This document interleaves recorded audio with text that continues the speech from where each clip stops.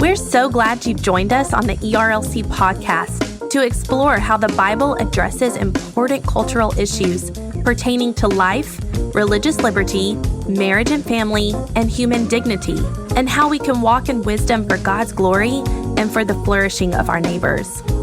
If you're enjoying this podcast and find it helpful, please leave a review wherever you listen.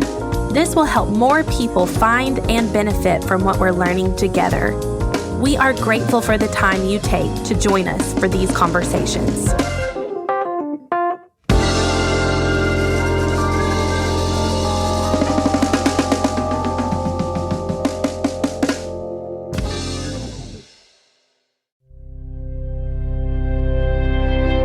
Screens, smartphones, tablets, and smart devices.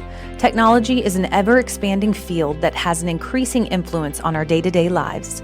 At our national conference, Jason Thacker, Jamie Ivey, Ben Stuart, Trillia Newbell, and Tim Blackmon discussed how our families can respond to the good and bad about technology.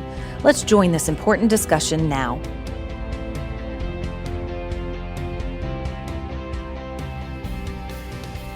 I want to introduce the panelists, and then we'll jump right into it. Technology is ubiquitous in our culture. It's everywhere. You can't escape technology. So as we gather today, we're going to be hitting a range of issues from parenting and family all the way to how it's affecting us personally and even the future of technology. So we'll jump right into it. I want to introduce to my left Trillia Newbell, a friend, but also author and director of community outreach at the ERLC. Jamie Ivey is an author, podcast, and speaker. We have Ben Stuart. He's pastor of Passion City Church in Washington, D.C. And Tim Blackmon is joining us from Wheaton College that you serve as the chaplain, correct? So we'll jump right into it. My wife and I have two small kids. We have a now 2-year-old. He just turned 2 in September. And then we have an infant. And I had one of those aha moments as a dad. Most of you probably have had one of these as a parent, if you are a parent or maybe yourself. But my 2-year-old, I had my phone across the room. It was kind of in another room. He went and found my phone. We were sitting there playing a game. He got up, went and got my phone and brought it to me and just handed it to me. He didn't want to open it. He didn't want me to play a video. He just thought, you need this. You always have this on you. And it was just kind of this, oh man. My 2-year-old, who isn't even completely talking yet, knows that I always have this device in front of me, whether it's for email, for work, or text messaging, different types of communication. And that just hit me.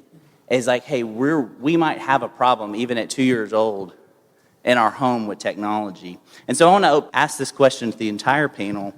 Have you guys had one of these aha moments in your family where you're like, hey, maybe we have an unhealthy relationship with technology, but maybe you guys are perfect and you're going to tell us and fix all of our problems? So I want to open that up. You guys just jump in. I don't know if I have the oldest kids here. I probably do. Okay. I have a 19-year-old. You do. My oldest is 15. So, but I don't know if it's like an aha moment, but now that, 5 out of 6 of the people in our family have devices, we're constantly trying to figure out how do we teach our kids to handle them well and teach them that before they leave the house under our care. But some of the moments that we've had have just been when we start to see our children lacking some good communication skills, we can really pinpoint that back to. I think we've been lacking monitoring what they've been looking at or doing or spending their free time. And so that's something that we've been trying to notice in our house is just how are their communication skills, how are they looking right now? And maybe we need to pull back from a little bit. Yeah.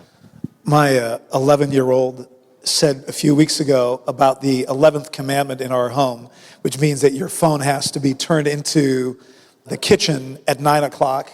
And if you don't do that, then you lose it for a month. And so they know this. And my 11-year-old said, well, maybe mom's and dad's phone needs to be turned in at 9 as well. Oh. So it was kind of a wake-up call. Okay, I have a similar. My daughter, I was asking them, I don't know, every now and then we'll ask them, okay, how can mommy and daddy do better and approve and serve you better, etc. And my daughter said, well, when you pick us up from school, could you pay attention? Or something like that. And I was like, what do you mean? She was like, well, you're always looking at your phone. I was like, no, I'm not. But at that moment, I realized, yes, you are. So it was convicting as we're trying to teach them that I need to model what I'm trying to teach. Wow. My is maybe not with my kids. My oldest is 6, so I'm about to take like a lot of notes on what is happening. But I think one of the first times it hit me was I showed up at a football game early, like before my friends, and was standing there, and it's in a social environment, everybody's hanging out, and I'm by myself. And so I just like impulse, grab my phone and pull it out. And it was maybe the first time I stopped and I was like, what are you doing? Like, I like to ask myself, analyze. I had a boss that used to say, everyone can tell you what they do. Not many people can tell you why they do what they do. And so I always ask myself, why? And I'm like, why am I doing? I'm like, I'm not looking for any information. I am trying to let all of you know I'm not weird. Like, that's what I'm doing. Like, I'm trying to have a thing so people will think. And I was like, so what is that about? I'm like, I'm going to this for comfort. I'm not going for information. I'm going for comfort from anxiety. And I'm like, I don't know that I want that to be true. But I remember that was the first time for me. I was like, well, then what am I going to do? Just look at these people? You can't just sit there. Well, now I try when I'm on planes, and I try to not look at my phone while people are boarding the plane. Because I'm like, I want to look. I'm anxious thinking about this right now. It's so, because I was like, I'm going to have a human experience, and I want to look at everyone's face as they walk in. And it's weird because I'll wait while the whole plane's loading, and I'm just like, hi. And they talk about you on the plane. They go, who's the creepy Did you stalker? see that guy? Who's staring at people? Yeah, I do. Does it help keep that middle seat open? Because they're like, he's a creeper. Don't sit by. I like to keep the middle seat open, so that might work on that. You know what it does? Is it makes the flight attendant trust you. Oh.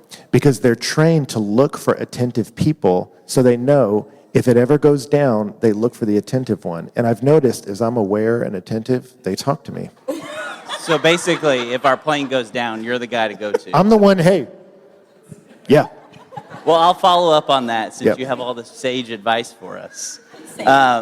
How do you lead your people on that? You were talking about having these human experiences or these personal connections. How do you lead your people? You're a pastor of Passion City Church in D.C. You have a dad of 3. What does that look like? What does that practically look like in the home, but also in ministry? That's a great question. Well, I again, really want to hear the practical sides of what y'all are about to say, because I'm on the front end of that with my kids. I think for me, where it started, to put an end on the point I was making, is that awareness, I think, is critical. Paul told Timothy, watch your life and your doctrine closely, persevere in this, because you'll save both yourself and your hearers.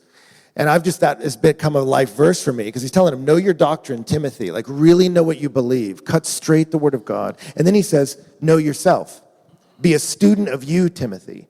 Really understand yourself. And if you do that and persevere in those 2 things, you'll save yourself and everyone who looks to you for guidance. That's what he's saying. He's like, so be a good student of the word and be a good student of you.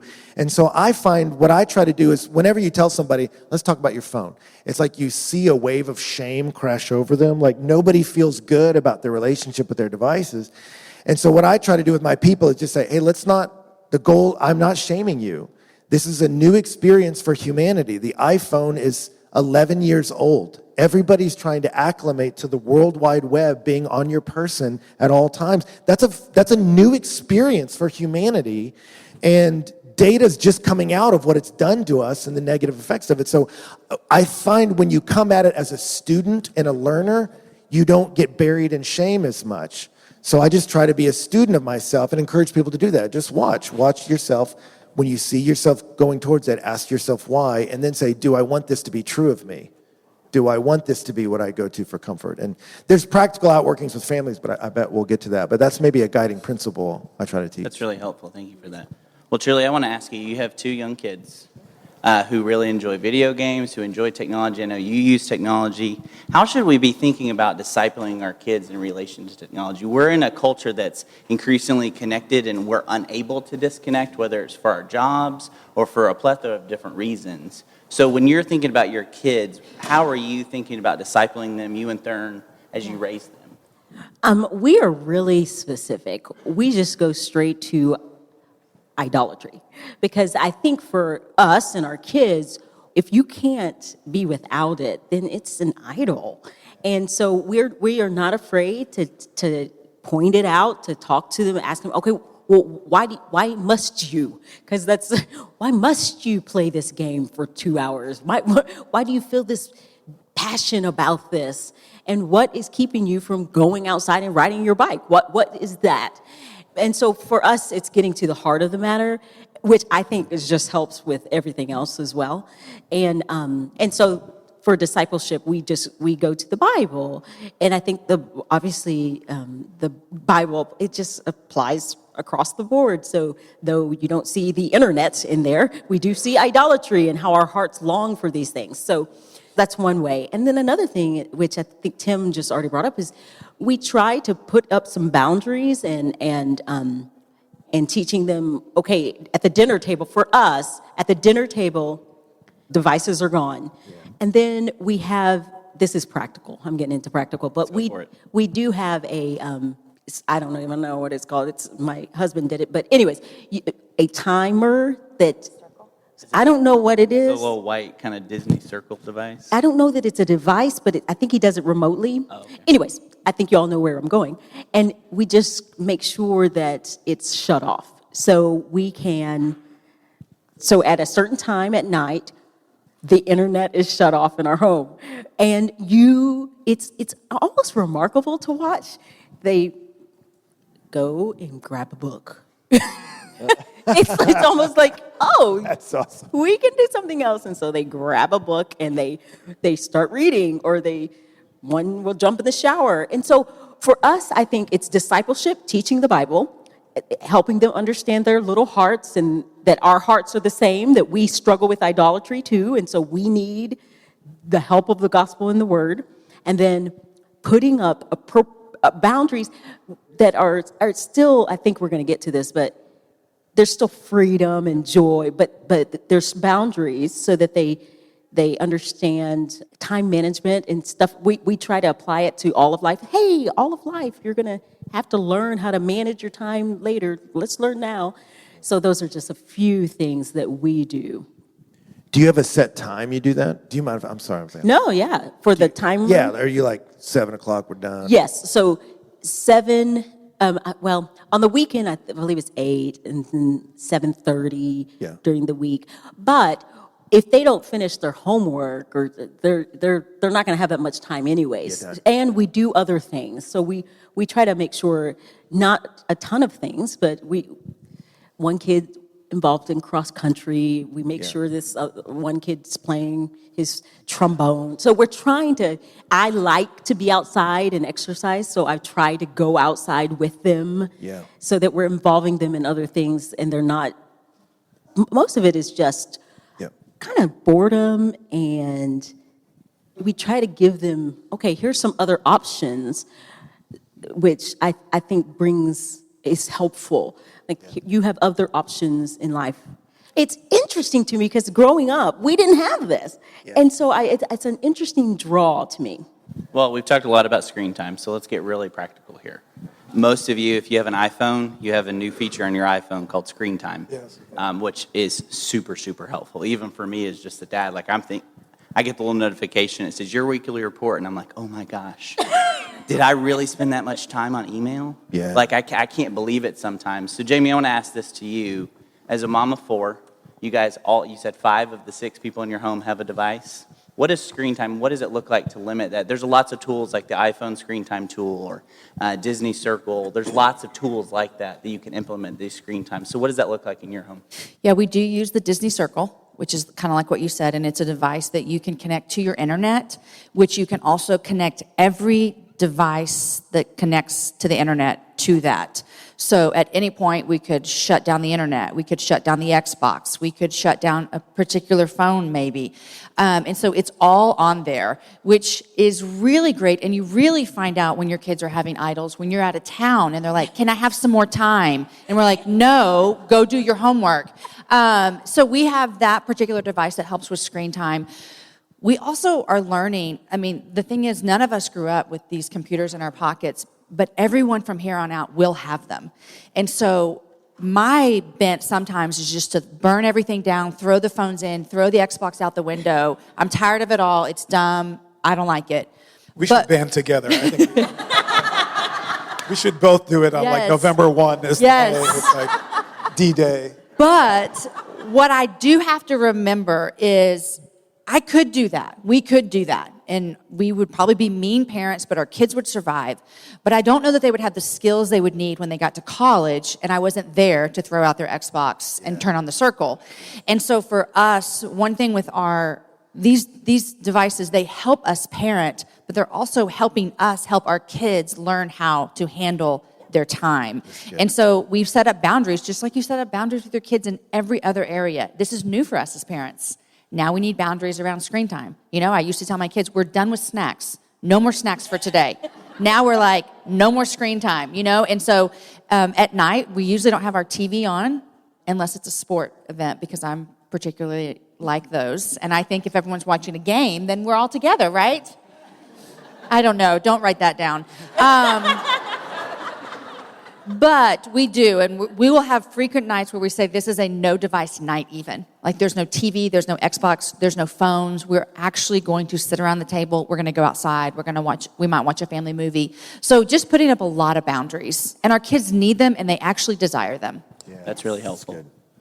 Well, in terms of technology in the home, when we talk about you see study after study coming out recently that are talking about loneliness and how we're actually more, even though we're a more connected society, we're actually much more lonely and isolated. And technology has a large play in that. There's a book came out, a really helpful book called iGen it's by a lady named Jean Twenge. Yeah. And she writes about iGen, the iGeneration that's grown up with the iPhone or these technologies.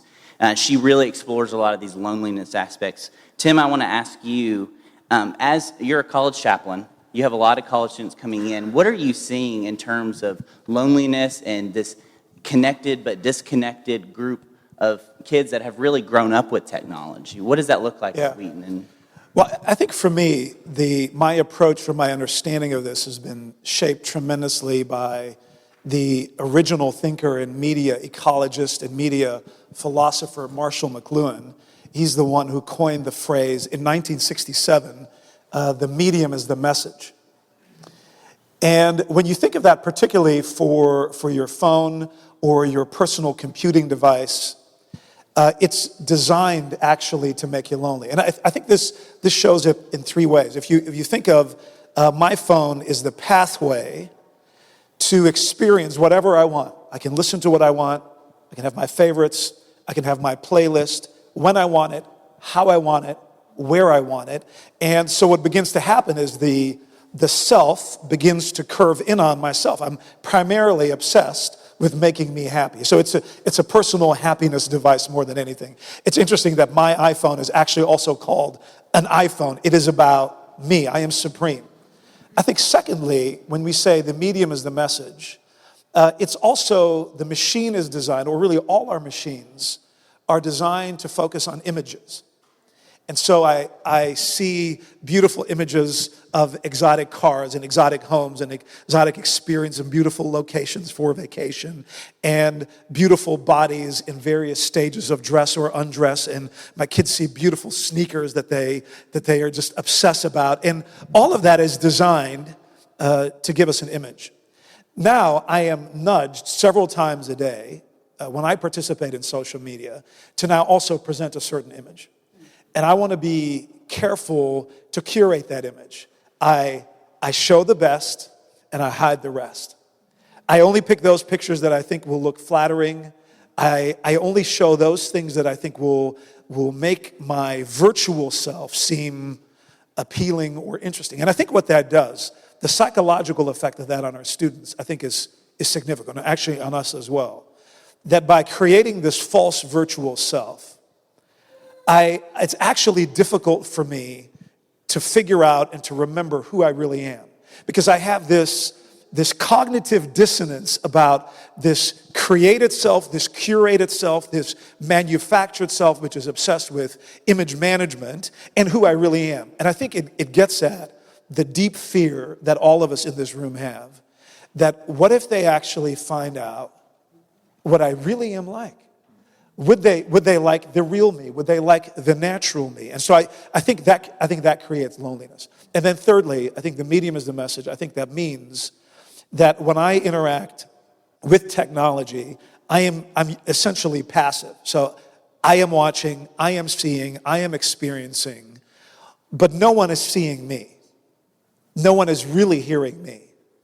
No one is really interacting with me. And I think one of the deep needs that all of us have is to be known and experienced and loved in a physical, embodied way, not some kind of in this disembodied way, because we need the interaction. We need to be patient with each other. We need to be known. We need to have faces, look at our own faces and say, I know you and I love you. And I think all of those, contribute tremendously to our loneliness. Yeah. But I think the medium, I think it is designed to make us lonely. I don't think it is fundamentally designed to bring us together. Well, you talked a lot about the curated self, this idea of making everything. I think of Instagram initially. You think of like perfectly orchestrating the dinner plate to look like we have this beautiful dinner every single night. That's not what it is in my household. My wife's a fantastic cook, but that doesn't mean that everything on our table is perfect every single time. But my wife and I, we were talking about today, and I was preparing and thinking through these questions that we were going to ask. And one of the biggest questions for our family is, what does it look like posting, especially photos of our children online? There's a lot of questions and a lot of safety that goes into that. And so, Jamie, I want to ask you, you use Instagram a lot. I mean, that's part of kind of your role. It's part of your writing and speaking. What does it look like with your 4 kids? Like, what do you post? What do you not post? What kind of, help us think practically through that.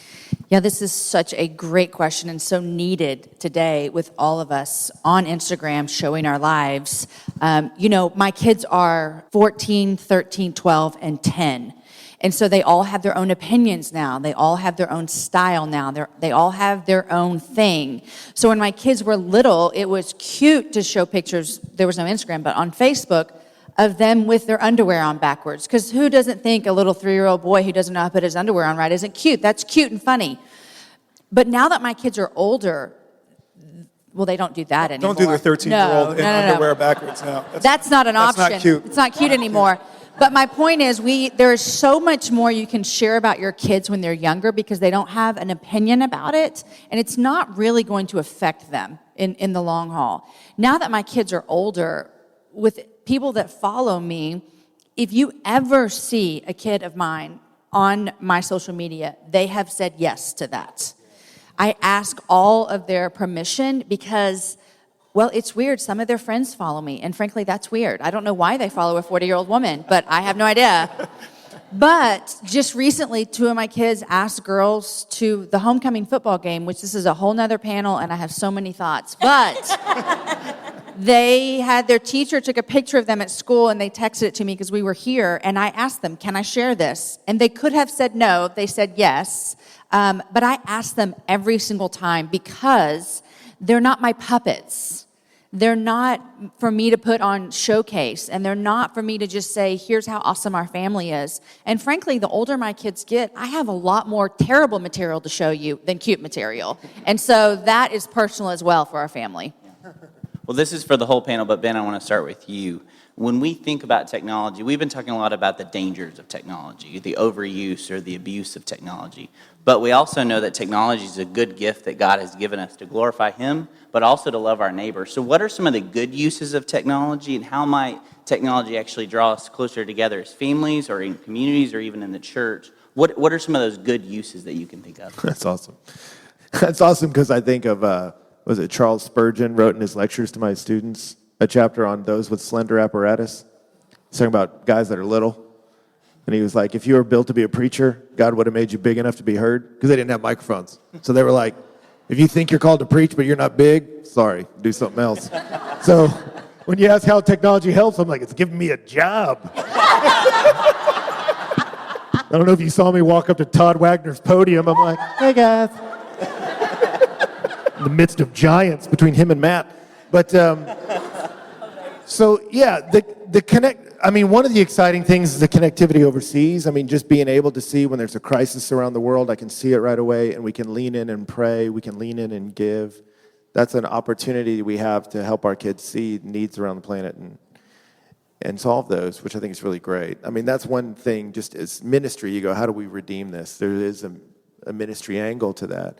I was just at a conference about Bible translation, getting the Bible into other languages, and the way technology has moved is now getting us to a place where every language on the planet could have a copy of the Bible in their own language within the next 15 years, which is just unbelievable. The missional impact or benefits of technology is just, it's really an untapped market, I guess you could say. I don't like the term market there, but it really is. There's so many opportunities to share the love of Christ worldwide that we just didn't have even 10 or 15 years ago. Totally. What are some other good uses of technology? You know, with my kids, we'll watch these little 5-minute videos about that kind of summarize each book of the Bible. We've integrated that into some of our nighttime routine that I'll watch them and be like, that is really good. I mean, trying to do a whole sermon on that. I'm like, I don't know how I'm going to fit that in 40 minutes. And this guy does it in 5. And I'm like, well done, sir. But it's kind of a cool way to, just a different way to get the word into our kids. I love that ministries are fighting to give us as parents opportunities to do that. I think there's also a powerful way that you see that technology can mobilize movements. Now, again, I'm not super sanguine about how positive this all is, so don't get me wrong. So at Wheaton College, we've been praying every day for the liberation of Andrew Brunson, one of our alum, who actually was released from prison today, which we're super excited about. And there has been this groundswell, this movement of attention and focus that gets us off just the comfortable confines of Wheaton College and helps us understand what life is like for the persecuted Christians around the world. But now we're also aware that that same mobilizing power can help a terrorist cell do their work very effectively. So I'm kind of ambivalent about how good this is in the end. Yeah. I mean, what I think is the same thing is that we have everything that we could possibly need information about literally at our fingertips. And so that is so helpful, and it is so good, and it can also be so damaging and so scary. And so there's a flip side of just, we have this information which people can be educated on issues that they might not have been educated on before because it's right there on their computer screen. I think in a total different subject is just the movement that we've seen with Me Too movement, or the movement that we've seen with racial injustice in America. It's always been there. It's not new. We just get to see it better because of internet.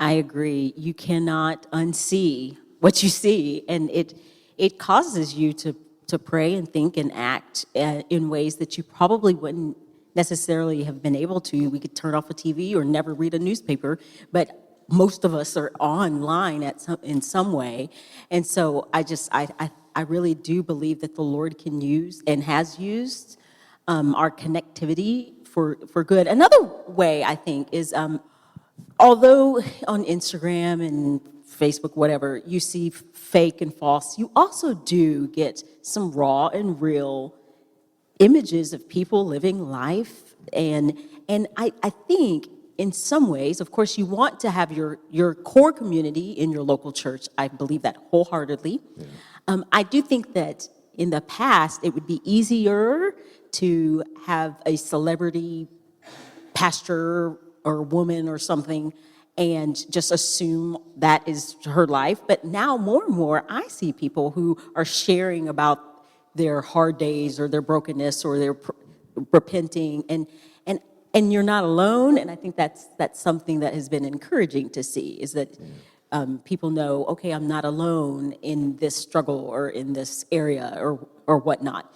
And so as much fake is on there, I do believe that the Lord has given a lot of real and honest and open, and I think it's encouraging. And it's also, I think it has the potential to be an incredibly powerful storytelling device. I mean, I hear of stories that are amazing. My wife would actually say the best thing on the internet is Jamie Ivey's podcast. But like this week, I was trying to explain to my son, one of the greatest soccer players coming out of the Netherlands, my home country, was Johan Cruyff, and he had never heard of him. And so I got to tell him the whole story and show highlights, and we had, an hour together of telling stories about the moves that he invented, and I think it was a fascinating way to kind of bond together. And I would have not have had the resources to be able to tell that story in that kind of a compelling way. Yeah, and as we see, technology it's a tool that God has given us that we can use for good, but we can also, as broken and sinful people, use for evil. But Trillia, I want to go to you. You have 2 elementary-age kids. I know your son especially loves playing video games, and he really likes the game Fortnite. Oh, man. I didn't know that. He was in the office on the one internet. day. He was in the office, and you were talking about it. So, I was like, yeah. well, in social media, I follow you, so. No, but I know We're friends, I'm teasing. we are. But when you think about video games as a family, what does that look like in your family? Like, I know you said you set certain screen time, like you have to put your device down. But as video games are becoming increasingly more immersive, things like live audio where you can talk to other people that are playing video games, or even with VR headsets, you can put them on and totally be immersed in this technology. Yeah. All the way to just having an iPad or a video game device console. Yeah. What does that look like in your family? Well, first of all, if I told you all, floss, do you know what I'm talking about? Of course. And so in this little, whatever the... So those... Show us. I kind of did. Everybody. So these things, it is absolutely pervasive, and it's hilarious in some ways how much these video games have infiltrated, is that the word? I don't even know, our lives and our families, and we're dancing. And I was at a professor's house of RTS, and he started doing this, and I just thought, this is hilarious. This is like a professor. And so my point is that for us, they're not just like Pac-Man or whatever I used to play. Some of them are really violent, and they're influencing, and so they do more. Like my kids are playing with my cousins that are 3 hours away, and so it's remarkable how connected even that is. So for us, we've actually had to be much more involved than we thought we would for a video game, because they can connect to the world. They can connect to anyone. So we don't let them use their real names. So you can have a avatar or a screen name, but they aren't using their real names. And then we just want to make sure that they don't connect to anyone who we don't know. So for us, bottom line is we have to actually know the games and know what they're looking at. And so it's not just a matter of saying, okay, you only have 30 minutes. It's, okay, this game you can't play because someone's head just exploded. And this game you can't play because, so we have to be a little bit more involved than we would be when I was young. Yeah. Can I also add to that, on separate than video games are on our kids' devices with all of the apps that are available. I think we as parents need to be really aware of what they're downloading. And so for our kids' phone, nobody can download or delete an app without us giving permission on our phone. And so the crazy thing is that there is technology that's building apps that look like a basketball game, but it's actually a back way around to get to things that are inappropriate. Yeah. And so I think as parents, not only do we need to know what kind of games they're playing on their Xboxes, but we also need to be really aware about what kind of games they're downloading to their phones. Well, that article I read on Forbes the other day about kind of the proliferation of pornography and how widespread it is was also showing you some of the main ways it's downloaded into people's lives. I think phones were number one, but PlayStations, Xboxes were pretty high on the list, which I think should unnerve us. Yeah, no, I mean, it's puts the fear of God in you. Yeah. And one of the things that we don't actually, they have a Kindle, and their school, they needed a Google Chromebook, so they had, so which goes to Jamie's one of the first points, that it's really important that we just teach them time management because it's going to be in their lives. But we have not allowed them to purchase a phone, or we haven't purchased one for them. They don't have a device that they couldn't use they have to use it at home and be connected to our internet, basically.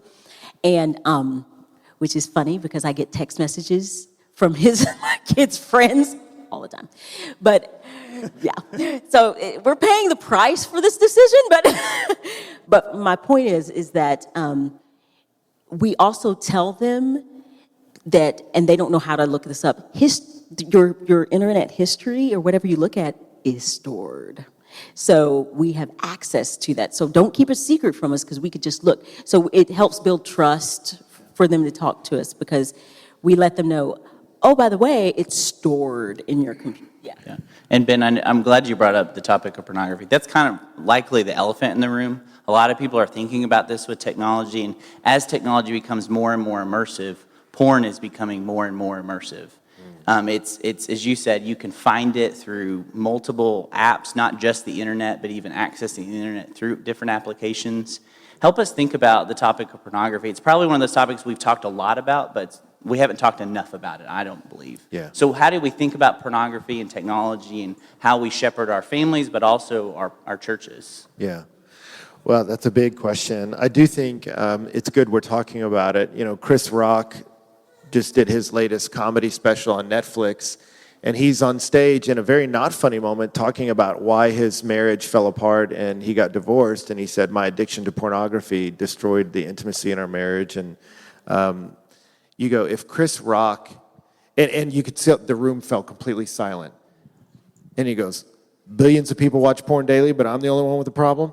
And the whole room burst out laughing because you realize everyone was scared to say it, and then he just released them to admit what many people are struggling with.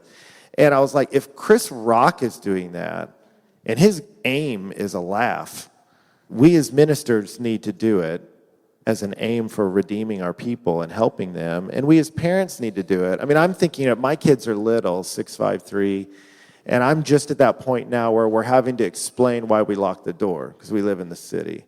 And just realizing for them, like, the world's not always a safe place and not everyone has your best interest in mind. Like, I'm on the front end of those conversations.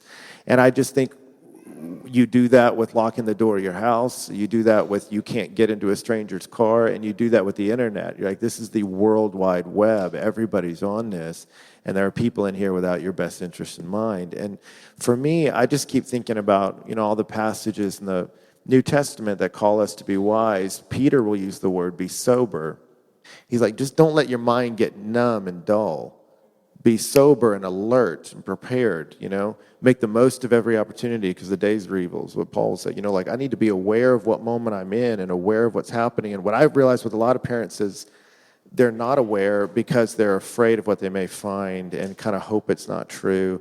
But for me, that's not the loving thing to do. I mean, you see and you go, the internet is a vulnerable place, and so people are going to be vulnerable there. And the way you do that is you create a safe space to share the truth. You know, Jesus was full of grace and truth. So can I create an environment where you know I'm going to be gracious to you, but we're going to speak the truth to each other? So in college ministry, you know, the stats, 86% of young men are saying they look at pornography on a monthly basis that are in college. 30% of girls in college. So you're talking about 1 out of 3, you know. Over half of young men say they're looking at it once a week. These are on surveys. So for me as a minister, when I meet with a young man, conversation 1, as we get into spiritual things, is do you understand who Jesus is in the gospel? Conversation 2 is let's talk about your porn problem. And for the longest time, I would have guys be like, how did you know? And I'm like, how did I know? Weird, you know, like...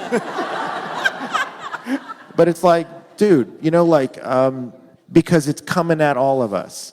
And so I can shame you about it, or I can do what Jesus did with the woman. Hey, go get your husband. He pushed that conversation. He could have stayed at water, or he could have taken the bait and talked politics with her. He's like, I'm not going to stay at these shallow conversations. Let's talk about your marriage. Let's talk about the guy you're living with. I mean, Jesus brought this up, not to shame her, but to redeem. And I think as parents, we got to bring it up. Hey, let's talk about this. Hey, I'm not trying to embarrass you. I'm trying to talk about a very obvious reality that our world is soaked in a really unhealthy way of expressing sexuality. I found Mark Regnerus's books really helpful with that, just if you're into reading on the subject. They're dry. If you have, you know, they're not written to be real engaging at a like narrative level. It's just research on premarital sex in America. His latest book is Cheap Sex.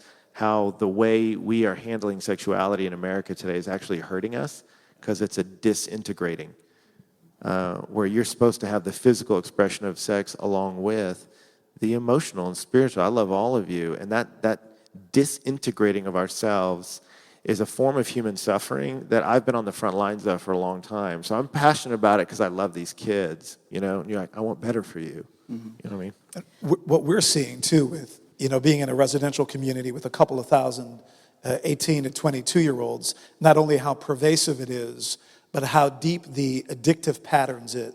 Part of this medium is it's habituative. I mean, it's a habituation of disordered desires that become pervasive. I mean, they simply can't stop it. We have hundreds of students in small groups, men and women, primarily to talk about their sex addiction. Yeah. And these are students from your homes and your churches. They're coming from Bible-believing families, and they love Jesus Christ, but they have been habituated to pornify their life. Yeah. I think, too, when you talk about this with parents, it's like, I think Ben mentioned, it feels uncomfortable sometimes to talk about this, and I think what happens is we do this. We tell our kids, maybe you think you're a really good parent and you're on the cutting edge because you tell your kids what pornography is and about it, and then you tell them not to look at it, and then you feel as though my job here is done. And your job has just begun, because no longer do we have to go look for porn. It is coming for our children. Yeah. It is coming for us. My kids have come to me, and they have been on a website in the computer in our living room, a website that I would approve, and they're like, Mom, I think this ad on the side is inappropriate. Yes, it's inappropriate. And we have to teach our kids what to look for. We have to teach our kids also about the shame thing. Let me just say this lightly. Your kids will see pornography. Yeah. It is no longer a question of, I wonder if my kids are going to see porn. Your kids will see pornography. Mm-hmm. Last year, one of my boys was shown pornography in a class at school. Yeah. In a classroom at school on someone else's device. So we can monitor our kids' devices all day long. Yeah. But I don't know what they're seeing on somebody else's phone. And so we have got to be proactive parents, and we have to be uncomfortable. I am a woman, and I have talked to all three of my boys about pornography, because it is not just a man's job. And I will talk to my daughter as well, and I have. But my point is, moms, you have a responsibility in this as well. Don't put it off on your husbands and say, well, they'll talk to them about it, because then it becomes this weird thing, and sexuality becomes really scared, and it's nervous, and we can't talk about it. We have to be the ones talking to our kids about sex and pornography, because people will. Well, it's weird. You look at, the book of Proverbs, 4 out of the first 7 chapters are all about seduction and sexuality. You're like, it's 4 out of 7. Like, it's coming early and often. You know what I mean? You're like, that's 4 out of 7. That's impressive. And the book was written to young men coming of age, so it's about 13 years old. And you see he's reasoning with his son. Not just, well, don't do that. You can't see that. He's saying, son, this is how it's going to work. Yeah. This is how seduction is going to operate. And you go, this is our Bible doing that. And, it's also the one that's the very book that's, talking about loving your wives and, be intoxicated with her love, let her breast satisfy you forever. And you're like, man, he just wrote that to his 13-year-old kid. I'm sure the boy was like, Dad, and you're like, I'm just saying, son, it's going to be great. So you're like, let's not be more prudish than the Word of God. That makes no sense. And so let's have the conversation that the Bible is ushering us in to have about that, And I do think it's also a chastising for us, because I talk increasingly to Christians that are comfortable with entertainment that is morally compromising. And I think of the psalmist. He said, I'm going to set before my eyes no vain thing. And I started to see that in a lot of my friends. They'd be like, well, this show has a lot of nudity and like some rape scenes, but the storyline's really good. And I'm like, you know what, man? I'm just going to read a different story. I'm not going to watch that show. I'm not going to watch that. And I know the whole culture. I don't care. I'm not doing cultural research. I don't want to see that. So I find increasingly my way, what I'm fighting for with my family is redemptive alternatives. Let's find some other thing to entertain us that has no downside. Yeah. And it forces you to fight for creativity, but I want that. And I don't want to slump into shows that are making me fall asleep. Because I want to make the most of every opportunity. Days are evil. And that's really helpful, and I appreciate all of your answers. Can I say one more thing? Yeah, one more thing about this, and then we can move on. It's, I think, not only do we need to prepare our kids for that they're going to, but we need to have a healthy, safe environment to walk through repentance and confession in our home, because we get a unique opportunity to let them be able to repent and not feel shame for something that the world says is very, very shameful. Yep. And so we get to create this safe environment when your kids come to you and say, Dad, Mom, this is what happened. And also, when that happens, you have just entered into a season where you have permission now. You get to speak in and ask, hey, how's your eye, or whatever you would say to your kids, but you get permission to now speak into that. Yeah. And I appreciate that. We're going to shift gears just a little bit. But one of the kind of hottest gadgets or technology things that our kids are going to be asking for, that you might even be wanting, is a virtual reality headset. We see virtual reality. It's Mark Zuckerberg and Facebook actually bought Oculus, a startup company on virtual reality. And he proclaimed when they purchased the company that his goal, Mark Zuckerberg's personal goal, is to have 1 billion people in virtual reality.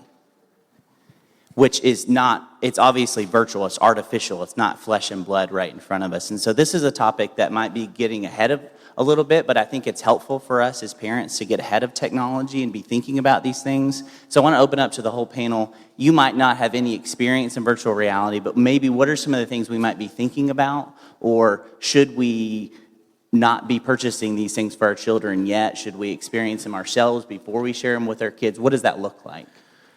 Yeah, I mean, I think for me, on the one hand, it's amazing what human beings can engineer and come up with. It's unbelievable, and you could think of all kinds of potential beautiful applications of it. For me, I think the redemptive alternatives is a better thing to do. I mean, honestly, I would rather go on a trip with them. I would rather get them engaged in a sport. So I can say, as a dad of 4, 19, 17, 15, and 11, I don't know that I have any regrets for a purchase that I've made that includes batteries or technology. I don't think that I'm happy about almost any one of those. Wow. And particularly their iPhones. So I'm amazed at human ingenuity. I can think of good reasons why you may want to use it, but we're going to pass, I think, for Christmas. You know, I talked to a guy to add to that. It was fascinating because I did a talk on technology, primarily on iPhones at our church when we were just getting rolling at Passion City. And I had a guy come up to me at a barbecue we did later, and he was like, hey, man, I'm working entirely in the field of virtual reality. And he was like, so you don't even know the half of what you're talking about. I'm like, okay. And he was just talking about like how immersive that world is. And I was like, all right, so let me ask you. You jumped down the rabbit hole, but you just walked up to me and started a conversation. And he said, well, I did. He's like, oh, that's true. He said, I just went into a complete isolated, in curvature of the soul place. And I looked up and realized I wasn't flourishing as a human being. And he said, I had to set very strict boundaries for myself. I make myself have a conversation with a person I don't know every day, and I make myself look people in the eye, and I had to make myself set physical goals like workout. And I listen to you, like, he is parenting himself, and he had to parent himself out of that world. And so I'm not saying no one in here will ever try it or whatever, but talking to him, you go like, he's flourishing as a human being because he kind of had to walk back out of it a bit. And he's not anti-virtual reality, he's still working on it, but I look at him and I'm like, all the stuff you're saying to do, though, is what I want for my kid. The confidence to look people in the eye, the joy in yourself of knowing I can do that. I can overcome adversity. I can grow as a human being. And you discovered all that in the real world. And I'm really happy you did that. So I, for one, am not interested in making my kids the guinea pig on any new technology. Let's see what it does to my kid. Nah, I'll let somebody else do that. But that shows you how unbelievably fascinating reality is. I mean, who needs virtual reality? That's what I'm saying. Have an actual living, breathing person who can make music and play games and read a book and go to a play. Well, and I mean, reality is unbelievably fascinating. That's what we're trying to do with our kids. We call it going on adventures. And they know it every weekend. We're like, we're going on an adventure. And for my kids' age, an adventure would be like, we bought them books about our city. And so they literally will flip through these books and they'll be like, Dad, I want to do that. And we're like, all right, we're finding the Hope Diamond today. Let's go. And we did. And then last weekend it was like, there is a place where you can go and pick your own apples. And we just make it like kind of build it up and like, this is going to be insane. And so we just try to, but it's work for me to just constantly be like, how are we going to make the world seem like a place of adventure? And that's why we call it going on an adventure. And they'll come to us now with adventure ideas. And I'm like, that's what the Puritans used to say. How do you dislodge a beautiful thing? You replace it with a more beautiful thing. Yeah, you fight fire with Yeah, fire. well, gosh, it just sounds to me like he's your friend, the person who came up to you, was learning to be a person, like a human. It's almost it reminded me of the movie Inception, is that right? Inception, and there's Ready Player One, I think. Okay. Yeah. And there are these alternative worlds that people go into and they live in, and their reality is terrible, and so they have to get away and escape. So for us, we won't likely, I didn't even know that was something that was available, so news to me.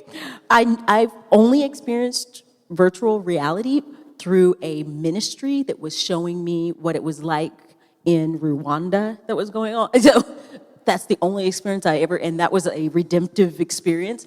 But beyond that, I would warn people against it only because it's just more with drawing people out of reality, out of, and reality, though for a 6-year-old is adventure and fun, but reality is sometimes just hard as heck. Yeah. And not adventure and fun. And they need to learn how to deal with real life.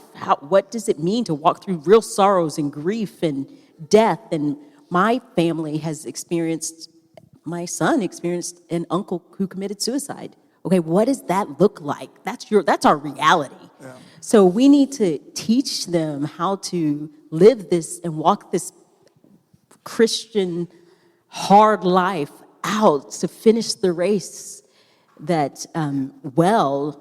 And so for me, this just sounds frankly scary, and I hope it doesn't get traction. I hope people And don't. one of the things about virtual reality is you even read the box. I was looking and I was thinking about, I have a 2-year-old son. I would never put a VR headset on him. But I was looking at the box and it actually said, not recommended for children under 13. Which was really interesting to me because that means they're already identifying this as an unhealthy technology for adolescents or for young kids that are growing in their minds. I mean, even at 13, you're still growing and developing.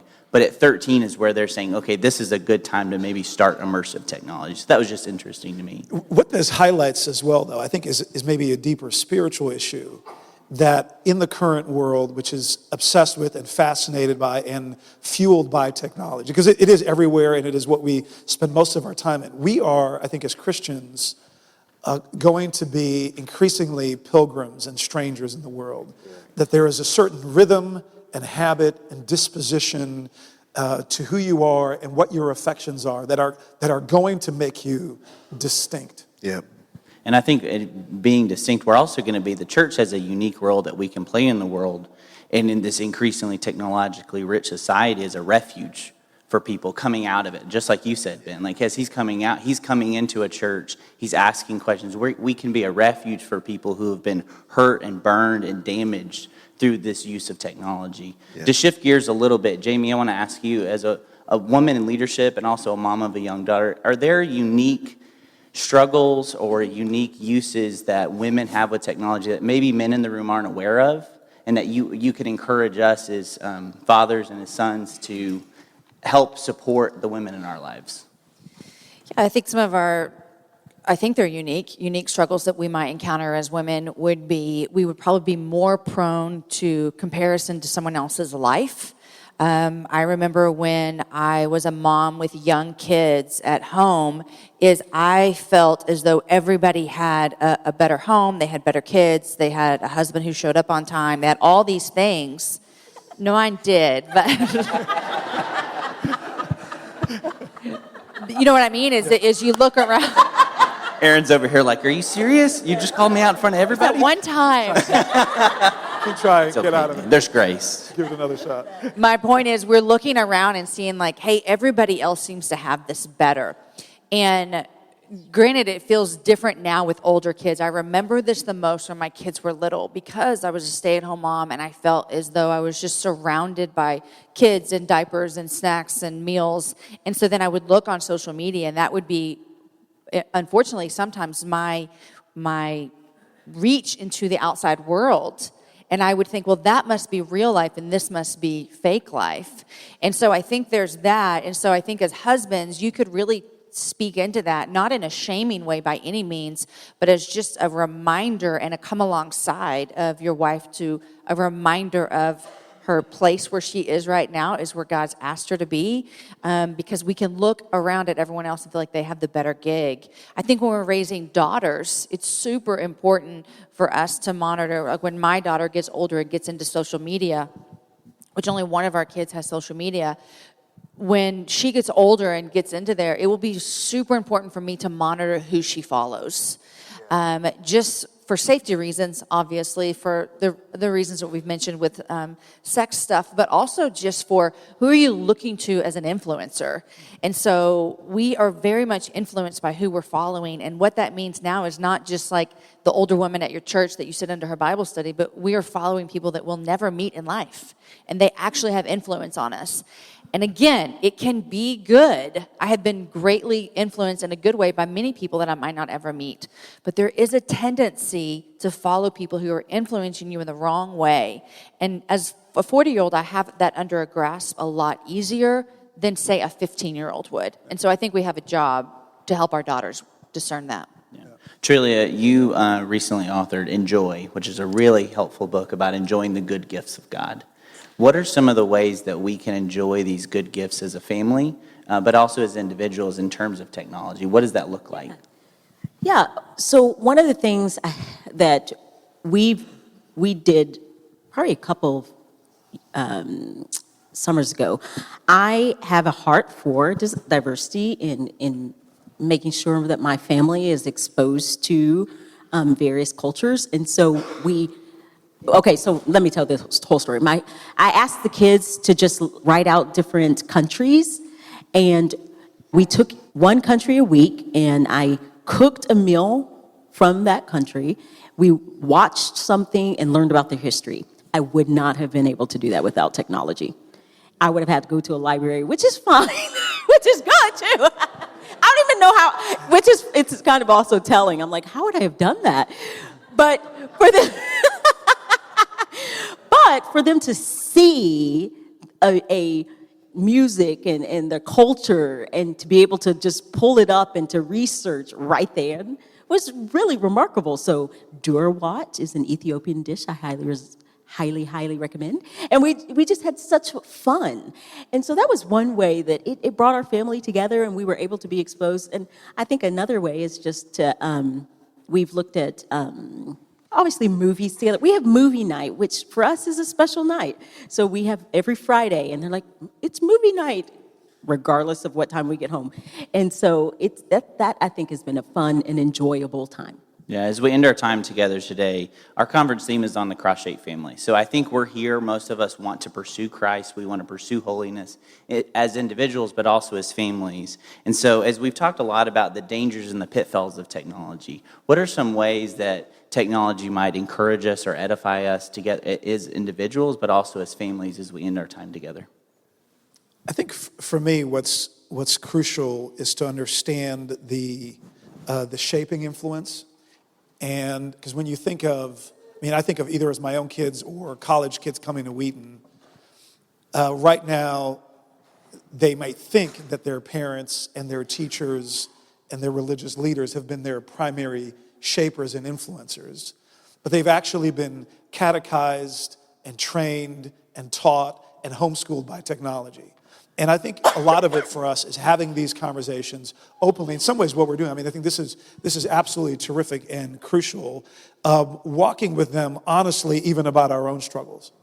And so I think, actual face-to-face conversations about these things. It doesn't seem like rocket science, but I think that goes a long way. Person-to-person, eyeball-to-eyeball conversations about the uncharted territory that we are in, so that we can actually have a real person be the primary shaping influence of another person as opposed to the technology. I think that's crucial. I think it's good. I think about a lot of the grid from my mind in my life is Genesis. God in Genesis 1 creates structure, first 3 days of Genesis 1, and then he fills it with life. And then he looks at the man and says, do the same thing, cultivate, create an environment where whatever you're controlling can flourish. And he's telling them, be in my image, be like me, be like God. And I think it helps me to think that way because I have erased from my mind that I'm a victim of anything. Like, I'm not a victim to my schedule. If I'm so busy, so tired, well, change it, man. That's yours. Manipulate it so that you and your family can flourish. And this thing's a good tool, bad master. I'm like, I'm not the master of this. I don't care what the world says. And so that kind of helps me to go like, I'm not a victim to these tides. And it's not like, I'm the master of my own fate. You're like, no, God has charged me to take the materials I have in my life and to organize them in a way where I can flourish. And so when I start to do that, I go, well, then this is a tool for me, but it will not be a master. And the moment it feels like a master, it goes away. It's going to be on the periphery of my life. And having the awareness to feel that. And so for me, with our kids, one thing that helped me, I had a friend give me this advice as using it as a tool. Whenever I pulled my phone out in their presence, I tell them what I'm doing and I show them what I'm doing. So they see it's a tool. I'm like, that is interesting. Let's see how far away that is. And we'll do that. And then I'll put it away. So they know, like, Dad didn't choose this world over you. I don't want their memories of their childhood to be this. That's a really helpful point. So to me, it's a tool to use to enhance our life. And I think when we see it that way, you go, thank you, God, that's something you charged us with. And the more I think about it that way, the more empowered I feel to live a life that's in line with my priorities, not just proximity, you know? Will you guys join me in thanking our panel today?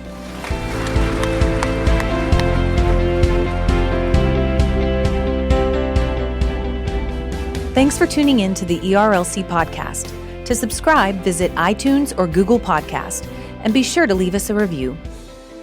Join us next week for a great message by Jen Wilkin.